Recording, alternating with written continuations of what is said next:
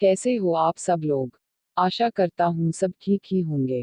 तो चलिए बढ़ते हैं अपनी नई कहानी की ओर।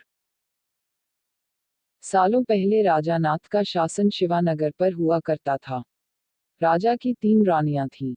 राजा अपनी तीनों पत्नियों में से सबसे ज्यादा अपनी पहली पत्नी को प्यार करता था, क्योंकि वो खूब सुंदर थी।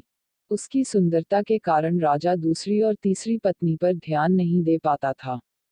वह अपनी दूसरी पत्नी को दोस्त मानता था और तीसरी पत्नी पर बिल्कुल गौर नहीं करता था।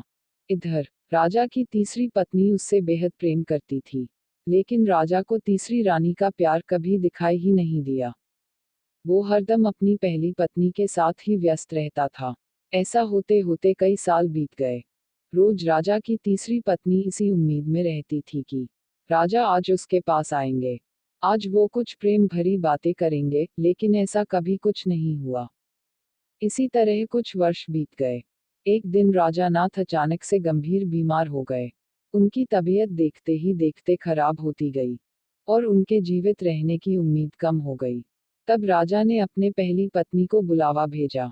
राजा की पहली पत्नी राजा के पास आई।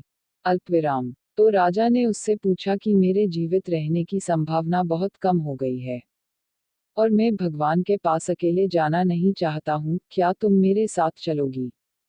राजा की बातें सुनकर रानी ने उनके साथ जाने से मना कर दिया और कहने लगी कि अभी मेरा जीवन बचा हुआ है और मैं अभी और जीना चाहती हूँ।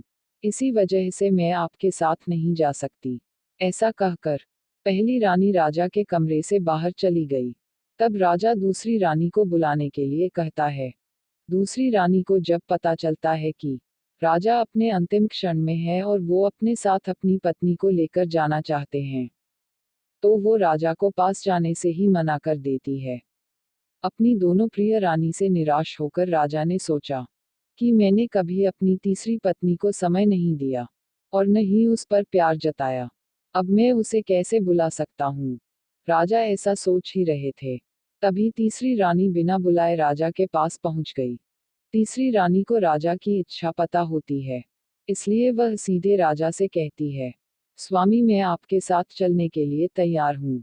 रानी की बात सुनकर राजा को बहुत खुशी हुई।